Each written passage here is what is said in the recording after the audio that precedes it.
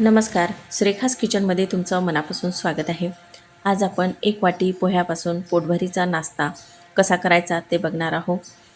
नेहमी कांदा पोहे खाऊन कंटाळा येतो, त्यावेळेस तुम्ही अशी झटपट रेसिपी करून खाऊ शकता. अगदी खूप छान असा लवकर होणारा पदार्थ आज आपल्याला कसा करायचा ते बघायचं आहे. माझ्या चॅनलवर तुम्ही नवीन असाल तर माझ्या चॅनलला लाईक, शेअर आणि सबस्क्राईब करायला विसरू नका. चला तर रेसिपीला सुरुवात करूयात. इथं मी एक वाटी जाडे पोहे घेतलेले आहेत. जाडे पोहे किंवा पातळ पोहेसुद्धा तुम्ही घेऊ शकता. तर आता या पोह्यामध्ये पाणी टाकून आपल्याला 2-3 पाण्याने मस्त असे पोहे स्वच्छ धुवून घ्यायचे आहे. तर मी इथं पोहे धुवून घेतले. या पोह्यामध्ये आपल्याला थोडं पाणी टाकून घ्यायचं आहे, म्हणजे थोडे ओलसर हे पोहे ठेवायचे, म्हणजे ते छान मुरल्या जातात. असं पाणी लावून हे 10 मिनटासाठी मुरू द्यायचे आहे. तर 10 मिनटं झालेली आहे. पोहे पण असे मस्त मुरलेले आहेत. तर आता हे पोहे आपल्याला मस्त असे चुरून घ्यायचे आहे. तर याचा गोळा बनला पाहिजे, किंवा तुम्ही थोडं पाणी लावूनसुद्धा याला छान असं चुरून घेऊ शकता. तर आता एकदम मऊसूत असा हा गोळा तयार होतो.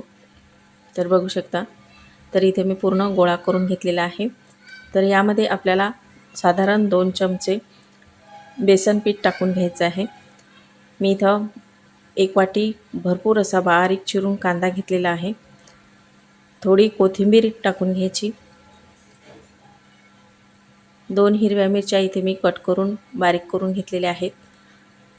1 चमचा लाल तिखट, अर्धा चमचा हळद टाकायची, अर्धा चमचा जिरे टाकायचे आहे आणि अर्धा चमचा जिरा पावडर घेतलेली आहे. 1 चमचा यामध्ये आपल्याला तीळ घालायचे आहेत आणि चवीपुरतं मीठ टाकायचं आहे. तर आता हे सर्व जिन्नस आपल्याला एकत्रित करून याचा मस्त गोळा मळून घ्यायचा आहे. यामध्ये तुम्हाला आणखी काही पालेभाज्या टाकायच्या असतील तर तुम्ही टाकू शकता, त्या पण यामध्ये खूप छान लागतात. पोह्याचे असे वेगवेगळे भरपूर पदार्थ होतात. तुम्ही वेगवेगळे पदार्थ करून नेहमी खाऊ शकता. तर आता यामध्ये थोडं आपल्याला पाणी टाकून घ्यायचं आणि आणखी थोडा आपल्याला हा गोळा मळून घ्यायचा आहे. असा करून आपल्याला व्यवस्थित याचा गोळा एक तयार करून घ्यायचा.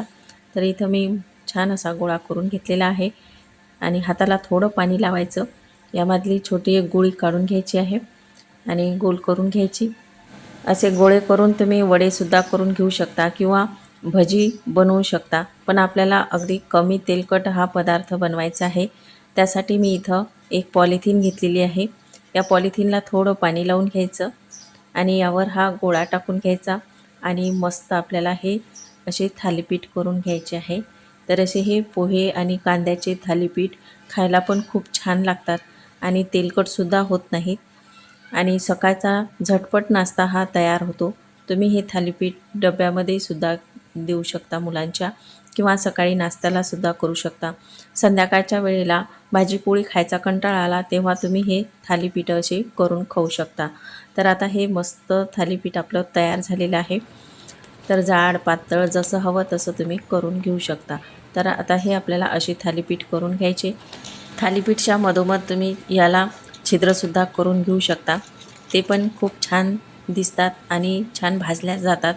तर इथं मी गॅसवर तवा ठेवलेला आहे. तव्याला थोडं तेल लावून घेऊयात आणि यावर आपल्याला मस्त हे थालीपीठ दोन्ही बाजूनी भाजून घ्यायचे आहे.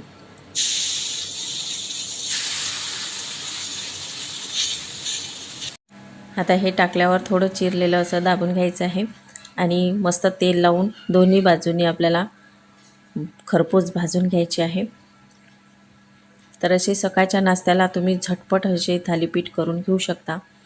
तर अगदी पोह्याचे हे झटपट होणारे थालीपीठ आपले मस्त तयार झालेले आहेत. तर बघू शकता दोन्ही बाजूनी मस्त असे भाजल्या गेले. तर अशा पद्धतीने सर्व थालीपीठ आपल्याला करून घ्यायचे. असे हे चविष्ट थालीपीठ आपले तयार झालेले आहे. खायला अगदी खमंग चवदार लागतात. दही, चटणी किंवा सॉससोबत तुम्ही हे खाऊ शकता. मुलं तर खूप आवडीने खातील. अशा पद्धतीचे थालीपीठ तुम्ही नक्की ट्राय करून बघा आणि असेच नवनवीन व्हिडिओ पाहण्यासाठी माझ्या चॅनलला सबस्क्राईब करायला विसरू नका.